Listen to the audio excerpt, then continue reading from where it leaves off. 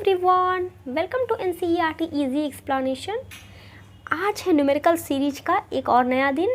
इसमें हम लोग देखेंगे बहुत ही कॉन्सेप्चुअल और बहुत बार पूछा गया क्वेश्चन, मतलब एकदम यही क्वेश्चन नहीं, लेकिन हाँ इसी कॉन्सेप्ट पे क्वेश्चन पूछा गया है। ठीक है, देखो इसमें बोल रहा है कि हमको इम्पल्स निकालना है एक फोर्स का। फोर्स कितना है ये, ठीक है, और वो जो टाइम ड्यूरेशन है वो मतलब 0 सेकेंड से लेकर के 0.3 सेकेंड के बीच में, यानी कि हमको इम्पल्स फाइंड आउट करना है। इम्पल्स का जो फॉर्मूला होता है बच्चों, वो इंटीग्रेशन हमको करना पड़ेगा फोर्स का,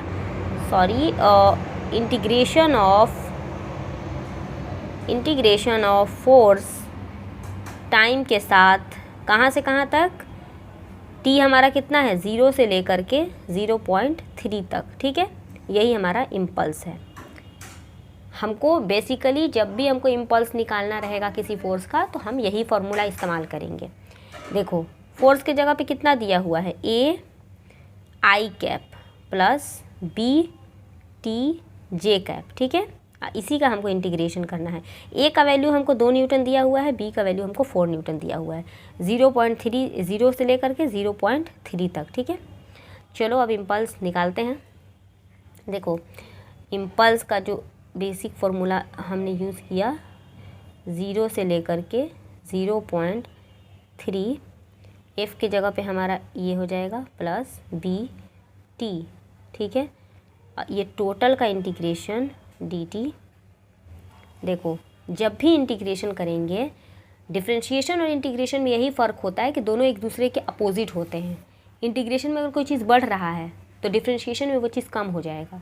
तो देखो डिफरेंशिएशन में क्या होता है कि जब भी हम लोग कांस्टेंट का डिफरेंशिएशन करेंगे तो वो 0 होता है, लेकिन इन केस ऑफ इंटीग्रेशन जब भी हम लोग कांस्टेंट का इंटीग्रेशन करेंगे तो वो बढ़ जाता है। यानी कि अगर ये a है ना, तो a के साथ यहाँ पे टाइम t हो जाएगा, इसका डिफरेंशिएशन ये t ऐड हो जाएगा। ठीक है, प्लस ये b है, तो b तो वैसे कांस्टेंट है, तो इंटीग्रेशन इसका खुद का नहीं होगा, लेकिन हाँ इसके साथ देखो यहाँ पे t लगा हुआ है, तो t का हो जाएगा स्क्वायर डिवाइडेड बाई 2।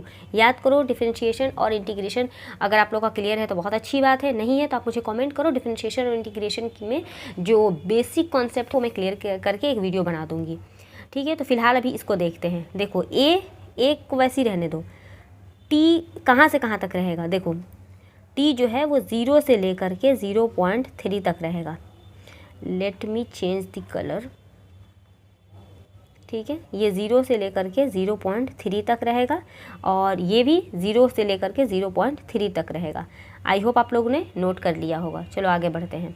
तो देखो यहाँ पे जो इंटीग्रेशन हो जाएगा वो ए को वैसे ही रहने दो, टी हमारा क्या हो जाएगा, टी ये है 0 से लेकर के 0.3। ठीक है, प्लस बी टी का स्क्वायर बाई 2, ये भी हो जाएगा हमारा 0 से लेकर के 0.3। आप लोग नोट करते जाओ। ठीक है, एक जगह पे हम 2 यूज़ करेंगे क्योंकि 2 यहाँ पे दिया हुआ है। देखो ये टी का हम कैसे वैल्यू कैसे रखते हैं, वैल्यू हमेशा रखा जाता है upper limit minus lower limit. तो अपर लिमिट कितना है, आई होप ये न्यूमेरिकल का वीडियो है, इसलिए मैं ज़्यादा इंटीग्रेशन और डिफरेंशिएशन पे बात नहीं कर रही। आपको अगर वीडियो चाहिए डिफरेंशिएशन इंटीग्रेशन का तो आप मुझे कमेंट करो। बी का वैल्यू कितना है, 4।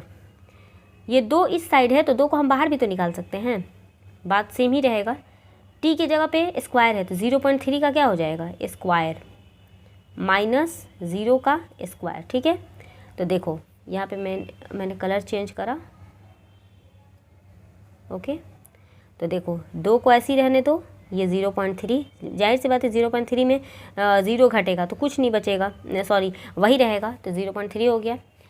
ये पॉइंट है यहाँ पे, प्लस इसको हम लोग कट करेंगे तो 2 बचेगा ना, बच गया, प्लस ये 0.3 है तो 0.3 का स्क्वायर हो जाएगा। ठीक है, अब चलो फिर से बात करते हैं। तो ये देखो